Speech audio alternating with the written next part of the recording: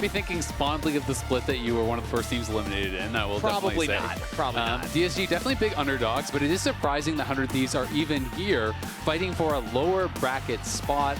Everyone was talking about them as kind of one of these teams that is locked in the top 4, you know, really one of those championship contender teams, but they did struggle in the group phase, absolutely. Now, as a result, they are here playing for their playoff lives, but they are going up against DSG, who absolutely, you know, is a massive underdog. They went 1-12 so far in this split.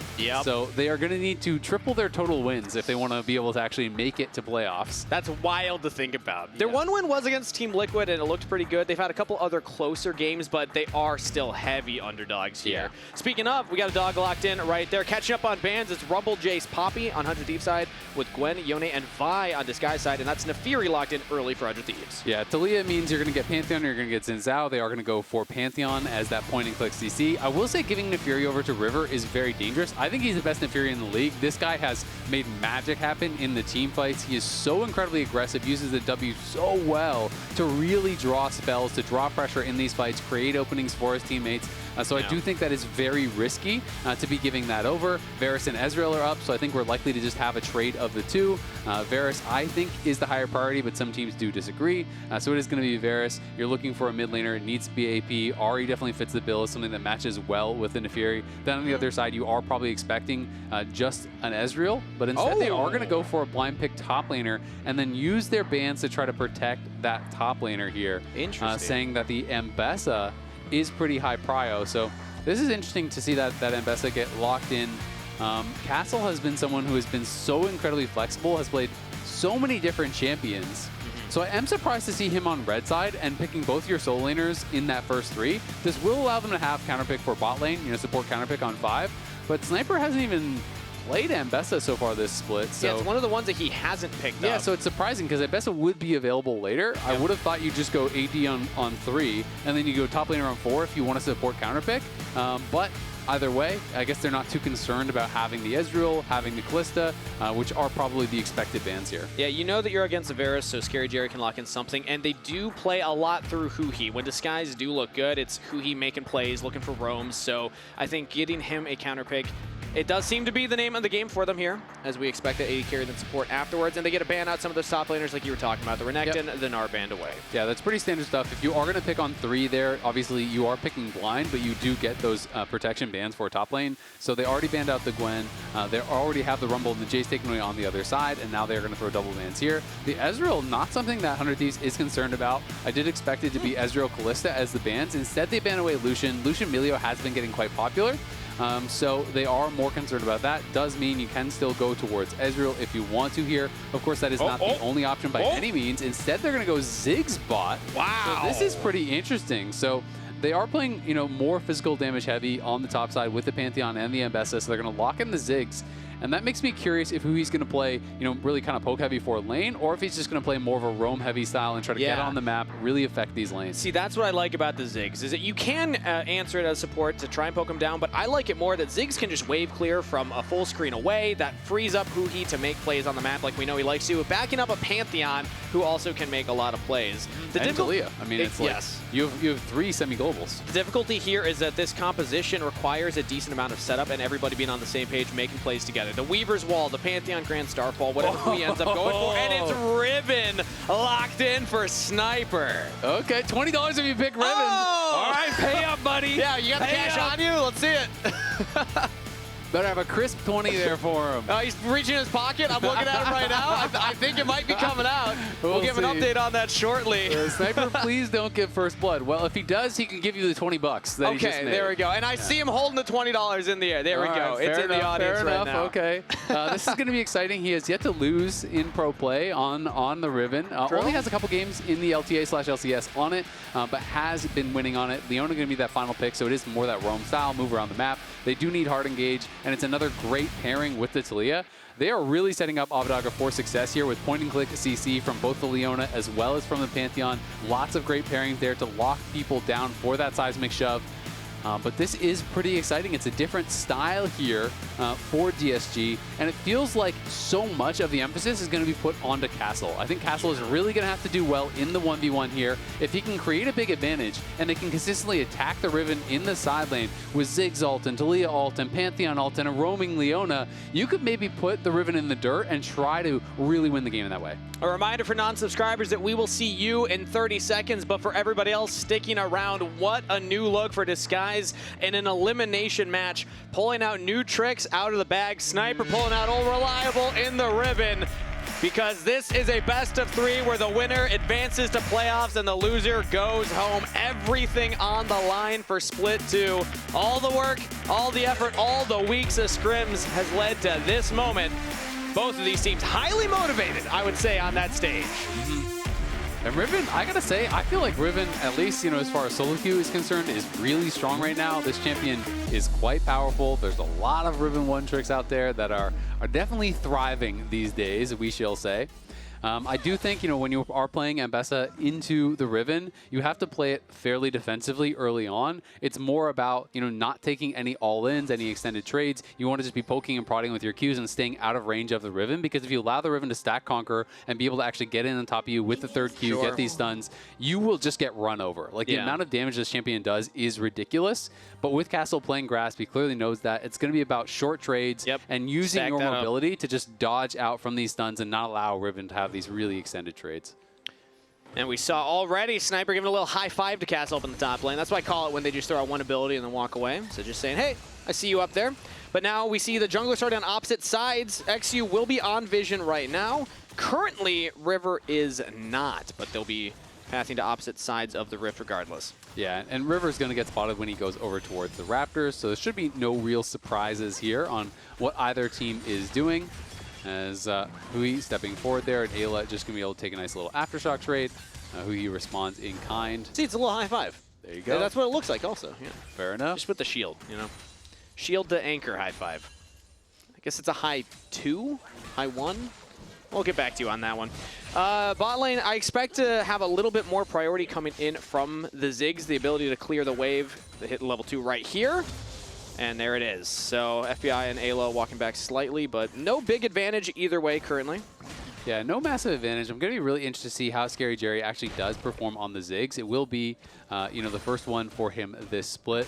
But looking career long, it's not one that I think of when I think of ScaryJerry. Yeah. So he has 6 games played, 50% win rate. So he has played it a little bit, you know, in Tier 2 and in Collegiate and so on, but you know, not yet in Tier 1, having played it. And it's always interesting to watch, because some players come in and they look really, really comfortable. Other players come in and they're just hitting minions, right? They're just kind of playing that wave clear style. But Ziggs can actually play fairly aggressive. You can find these windows of opportunity.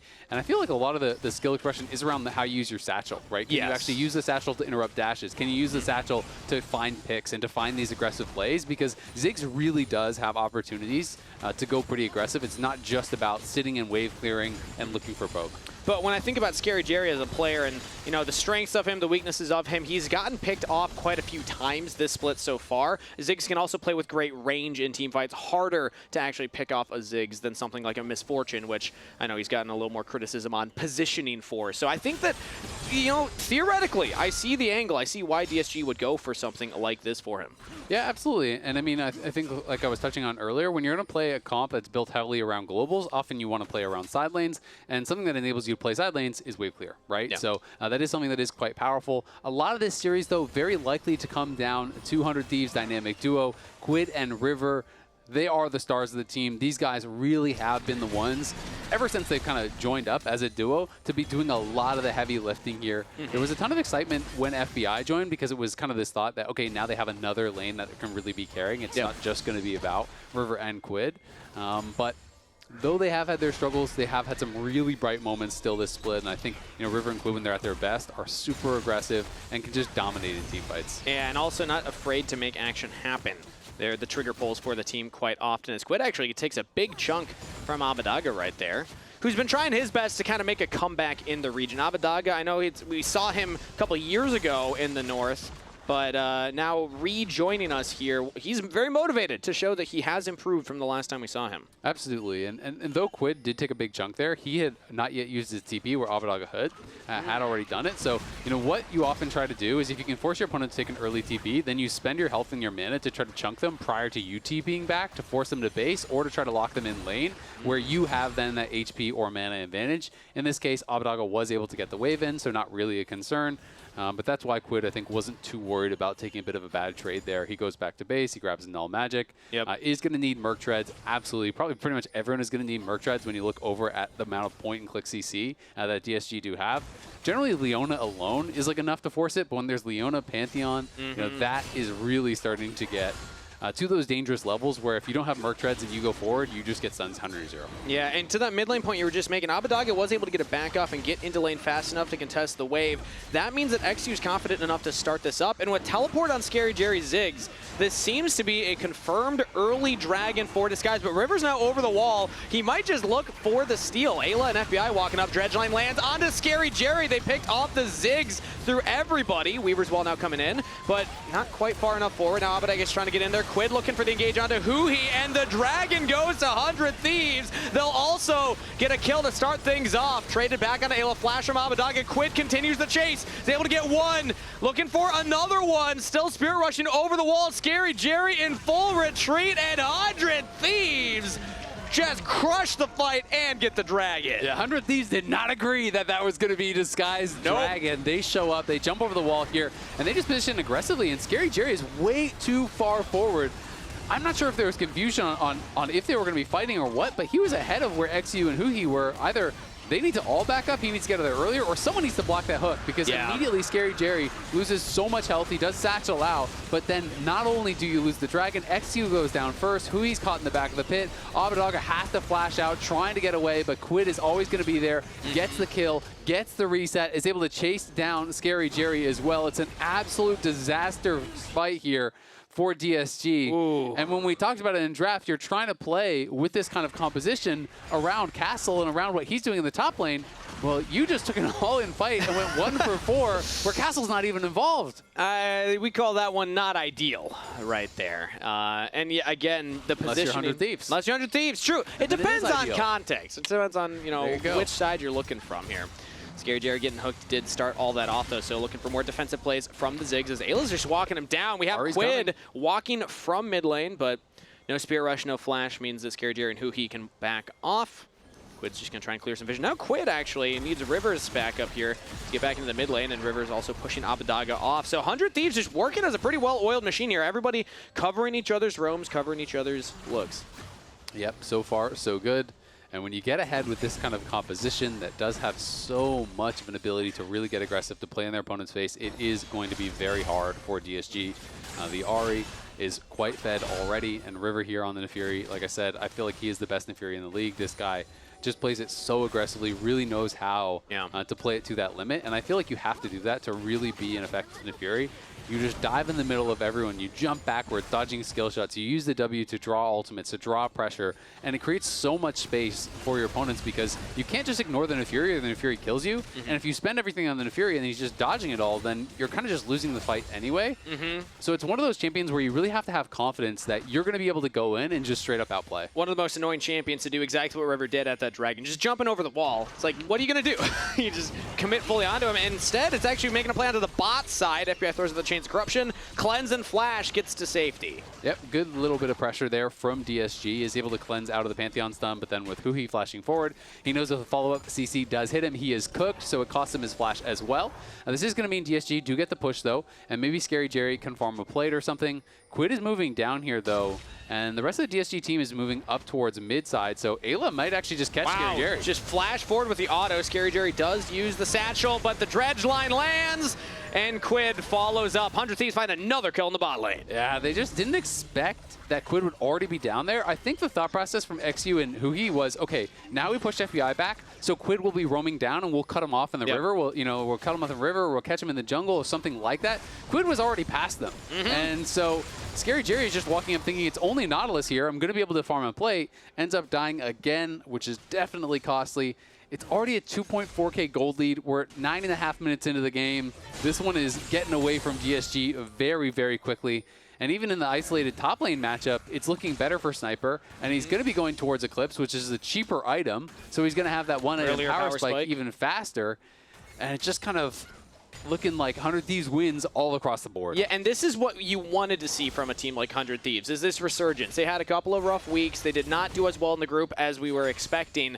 But up against DSG, I mean, if we had just said how close do you think this series would be, I'd say I'm predicting a 2-0 for 100 Thieves. Now, this is very one-sided for game number 1 here, but I'm happy to see that they are playing together. They're playing around the bottom side of the map exceptionally well. And like you had highlighted at the beginning, River and Quid kind of being the engine. It's River just being there first, and then Quid being the firepower to back up the plays. Yeah, absolutely. I mean, it is going to be very difficult for them to come back, but DSG definitely not out of it just yet. We'll see if they can find some opportunities here to make some plays. And when you do have Ziggs, if you win a team fight, sometimes you can knock down some towers pretty quickly thereafter and try to find a way in that way.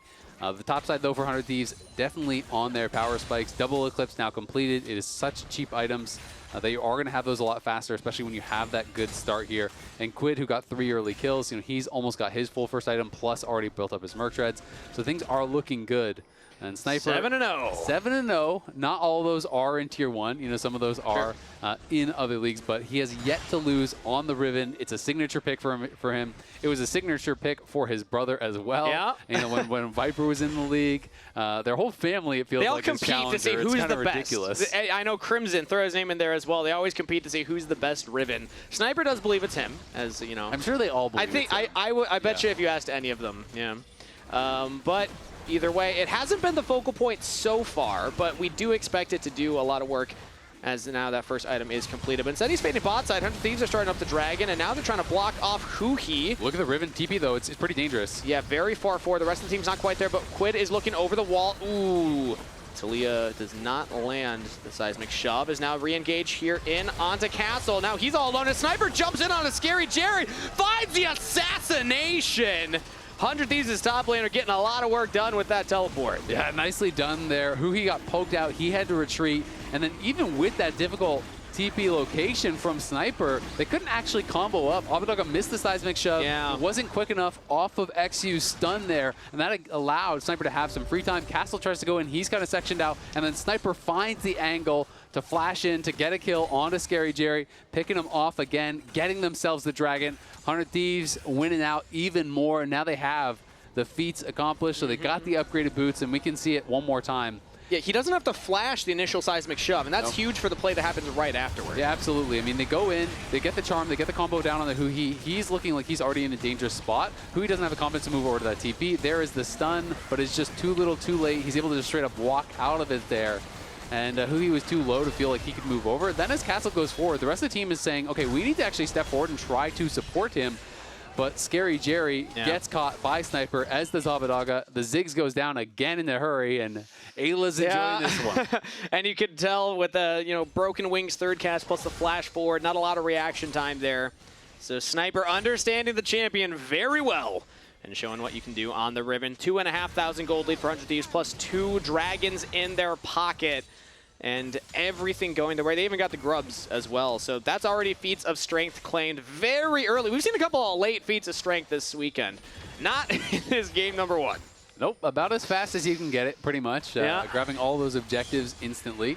They did not need the first hour, but they got the first 3 objectives of the game, plus they got the first 3 kills in their very first fight at the first objective. So check, check, check. And they have those upgraded shoes looking really good. Did you draft any 100 Thieves players for your fantasy? I actually drafted all 100 Thieves players for my all fantasy, 100 Thieves players. Well, you know what? Maybe we can get a tracker as the game goes on. I think they're going to do me proud this week. I'm hoping. Yeah, at least Quid so far. A lot of it comes down to the kill participation. Or not 100%, but 4 there. As Abbedage is in a 1v1 versus Sniper.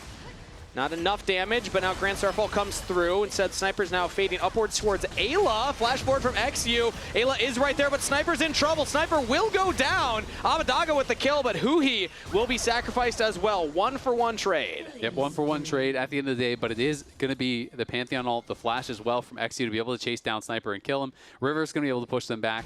On the top side, though, they are trading for the damage that Castle is getting down on this tower. They're going to push up mid with the Ahri, and you can see the FBI is down on the bot side as well. And when Sniper spawns, he has no teleport, so Castle will have some alone time up there, but they're looking for a potential redive, and they're going to teleport to support. Yeah, eXyu is going to stick around here because they want to save their turret. If they can get that first turret top side, that gets Castle a little bit more back in the game, because Sniper got that earlier kill. Taking him out buys time. Castle won't actually stick around for the full turret, though. So I would assume that this means that this reset will get him a completed item. Yeah, I already have the Shojin completed, so it's feeling okay about that. Oh, flash from Abbedage. Gets the flick that time. Eyla under the turret. Has the ultimate. Now FBI's looking for the kill. Will tank 2 turret shots and get out of there. 100 Thieves, successful dive. They're going to be pretty happy about the trade. Even though Eyla goes down, it was the flash off Abbedage, and they get the kill, so he's going to lose some of that farm. FBI picks up the kill. Doesn't have to spend any of his summoners, so he is really happy about his position. 4 kills on your AD carry, 3 kills on your mid laner. They've got early items. Not bad. They are way ahead of the pace of the game. It is looking so good for 400 Thieves, and it's just going to be a question of how quickly can they continue to snowball this game. You know, if DSG doesn't put a stop to it, it is going to be really tough. And it's third dragon here already in a minute and a half. They are looking at a potential soul point at 17-ish minutes if they can grab that. And then you're facing soul at 22 minutes. And so that is going to be very difficult for DSG. They either need to be able to stall out the game or, you know, somehow steal away one of these dragons to really buy them some time. I do like what they're doing right now because Abbedage, remember, he died after TPing bot side, so they sent him top. They have now Castle bot side. If there's a play at the Herald, now they can at least get Castle there. So I think DSG, yeah, like you said, they're trying to stall out the game and not give as many angles for 100 Thieves to make plays here. One thing I will say is I would like to see, you know, Abbedage being able to maybe hover Castle, have eXyu playing more around mid, and then you can kind of try to use these double globals to get a 3v1 on the side. Okay. Because if you have the Pantheon just playing exclusively towards Abbedage, then Abbedage is not really getting any value out of his ultimate. Sure. And I feel like they need to make some kind of odd man plays, right? Like if it's a 1v1, if it's 2v2, you can expect them to lose every single one of those. So I feel like at this point, you want to try to overload one side of the map and just try to pile on someone like Quid, who's now in an isolated 1v1. Yeah. Don't even bother trying to fight this because I just feel like there's no way you're going to win. This is what Disguise do. They like to scrap, and this was the concern coming into this because 100 Thieves do as well, and usually they're able to pull it off here. So if Disguise do want to contest this, they're teleporting in. Castle's joining Grand Starfall. FBI could be in some trouble, but instead they focus down in on the River. Hound's pursuit to try and survive, but River flashes out of there. He's alive. Quid now goes for his own play here, chasing down ScaryJerry while Sniper's frontlining for 100 Thieves. That is the Herald secured by FBI. Now Quid links up. They get 1, they get 2. Huhi's in trouble. Make it 3. 100 Thieves Make it 5. yet again are just crushing this. 4 fall. Abbedage alone under the top turret. We are going to get a clean ace potentially.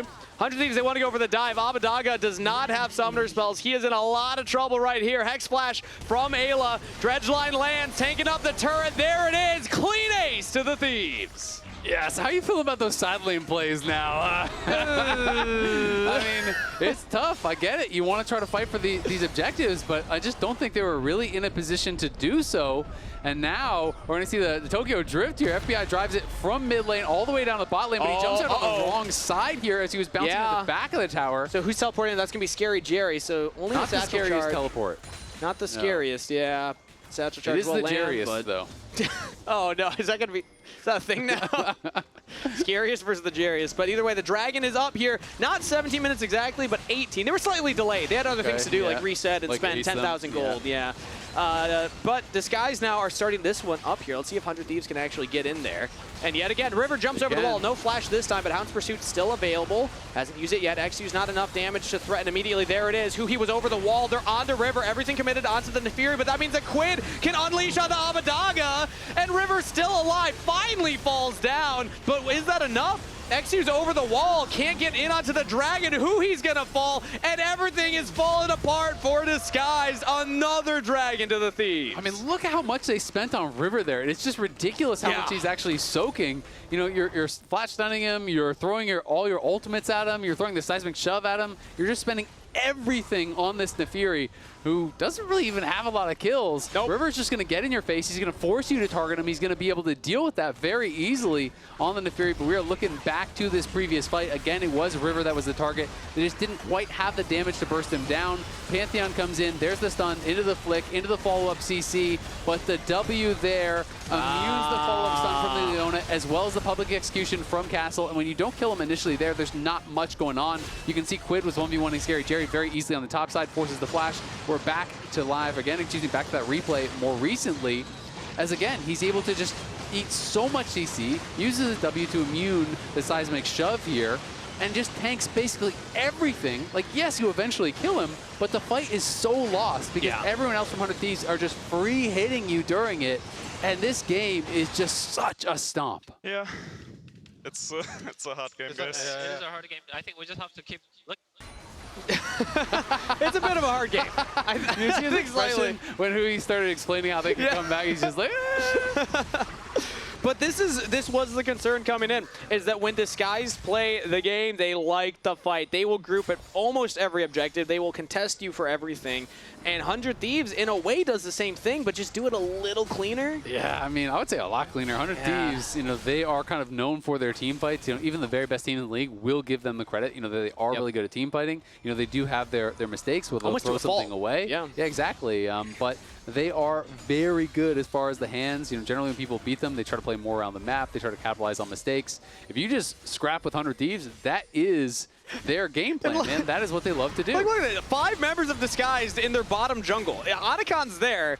I guess they're doing it for the blue buff, but nobody's in the top wave. Nobody's in the mid wave. Disguised, this is just what they're doing right now. They're grouping up and trying to just kind of force control certain areas of the map, and they're not even going to stop 100 Thieves from starting the Otacon. Yeah, I mean, 100 Thieves wants to fight. So great, you're grouped. That means we can kill you all. Well, come to us. We're going to fight the Otacon here as Quid is just going to be chunking Castle. And public execution misses. Just a sidestep from Quid. Now the Weaver's wall. Quid just spear rushes over, says, all right, I'm going to actually take this fight. Charm lands. Quid styling on Abbedage. Oh, he's just embarrassing him. Oh, no. He even looks for more. The satchel charge does not come back, but Quid with the outplay. Oh my God, Quid is just styling on him out there, man. That is tough. He spear rushed away. It was like, wait a minute, I could take this 1v4. This works for me. And now the team says we're just gonna jump between turrets, take out eXyu real quick.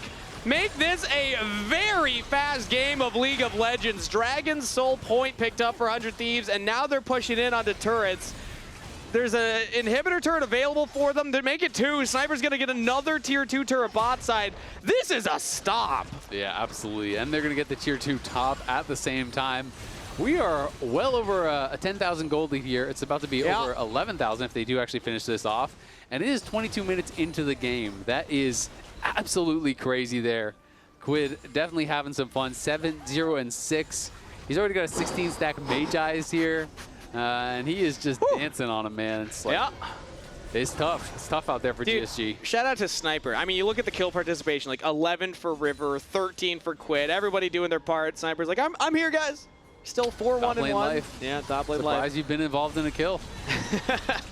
But he's going to be able to dodge out on the public execution here. He goes back there saying, all right, you know what? We just got to send it. They already know they're in a horrible, horrible spot. So Abbedage looks, can't find it. Quid's just going to come right back over the wall, nails him with the charm. Just going so aggressive in their face because he knows if they ever try to actually turn around and fight me, the rest of my team arrives, they all die, right? So DSG doesn't really have any recourse there. Golden Glue's like, oh my God, what is he doing to him?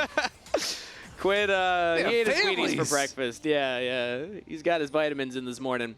Now they're going to do it, man. This is, you just said, this is what they should have done instead of fighting the Herald all that time ago. Yeah. You just send 3 to a side lane, and you use your semi-globals, and you look for picks. Like, that is your only realistic way to come back in a game where you're already that far behind. Probably, he just walks away. They didn't actually pull the trigger, and he's got Spear Rush, he's got Flash, so like, Quid's a hard one to lock down. He really is, and it just gets harder as you get later in the game because it becomes so obvious when you're not answering waves. It's like, okay, you're not answering waves bot, you're not answering waves mid.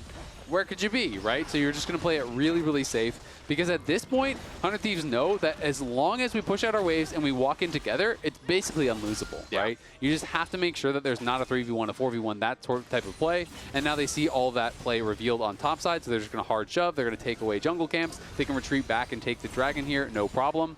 And that would be Soul that's on the table for them. So River is just going to solo this up. I don't think there's even going to be a contest for DSG. They are just going to have to seed the Dragon Soul. One of the fastest Dragon Souls I've seen this split, and could be one of the fastest games as well. The current fastest game, 25-20. If 100 Thieves just go rush, win a team fight in the end, maybe they can do it? Nah, okay. They got a minute. They're basing. They don't have Baron. I believe that was FlyQuest versus C9 yesterday. Yeah, I don't think they could do it unless. Yeah, no, actually, there's just no way. There's no way. But it is looking like a very fast game, and we'll see if they could beat the series record. Yeah, yesterday that was a whole 6 minutes ahead of the previous fastest series. And they're going to go for another play right now, so looking to start it up. There we go, River going in with the ultimate. ScaryJerry has to flash away, but the flash follow. Quid is just unstoppable in these team fights. Eyla CC's Abbedage. River picks up that kill as the rest of DSG in full retreat mode. eXyu trying to get back to the safety of the turret and just cannot get there. Quid spear rushing over the wall into the base of Disguised. Oh no, Disguised up to whomever's left. The charm lands again. We're diving past the in-him turret, and 100 Thieves are just crushing Disguised in their own base. Yeah, but they're just having fun at this point. They didn't have a minion wave. Who needs it? Just go back and grab the Baron after it. Keep the good times rolling. Oh, it's 22-4. man. You know what? Go for a 50-minute game. This could really work out well for my fantasy You're points. right, actually. I wasn't thinking about it that way. This is where you do just farm up those points type here. them in game. I don't think you're allowed to. Too fast. Slow it down. Hey, Jatt has been trying to coerce really players has been, yeah. into going for his picks. Every time. It's crazy. We got to If Jatt's allowed to match picks, why can't I? You know? Seniority? I don't know. I'm not going to question that one. Either way, though, this is a stomp in game number 1. 100 Thieves are making quick work of Disguise, and now with the Baron, I'm expecting a swift victory for the remainder of this one. If 100 Thieves can't close this one out. You know? And think of all the fantasy points, Kankus. Yeah, you're really still on this one. Leaving so many on the table. Well, see, I'm a true fan, Azael. Fantasy points aside, I want to see some good League of Legends, and that includes a team that has a 13,000 gold lead closing out the game in clean fashion. They get Abbedage's flash right there. Eyla was looking for it. Yeah, Sniper thought he was going to be able to get him locked down, but unfortunately, Eyla couldn't actually lock him down, so Sniper ends up using the ultimate for not too much. They do have some okay wave clear, but of course, they are definitely very easily within diving territory. 14k advantage. Ooh. We'll see if they want to try to force it. I mean, FBI now spent his ult, as did Sniper, so the tools are a little bit more risky now to try to go for it, but they are still feeling incredibly confident. I mean, River's just going to hop in and start harassing them in the base. Yeah, I'm going to say I don't think it really matters if they don't have as many ultimate cooldowns. That gold lead is enough on its own. They break the middle turret. That inhibitor's now exposed. Abbedage does land the flick that time onto River, but now ScaryJerry again, just getting popped by Quid. Already takes down Huhi. ScaryJerry to follow. Quid locked down under the turret, but gets out of there. A double kill to Quid, another double to FBI, and 100 Thieves make quick work of Disguised in game number 1, but they do for your favor, Azael. Want to pad the fantasy stats a little bit more. I imagine they're going to dive. They have to go for it. Abbedage is not long for this world if I know our pro players. Okay, oh, there was the dredge line. Focus up. Oh no, he's into the stasis. That's cheated. Chains of Corruption, they got him. There we go. 100 Thieves take game 1. But not too shabby. 27-5, 18,000 gold lead at 27 minutes. Let's be honest, this one was over after the first dragon fight. They smashed him in the fights, and Quid got so ridiculously fed. He was styling on him on this one.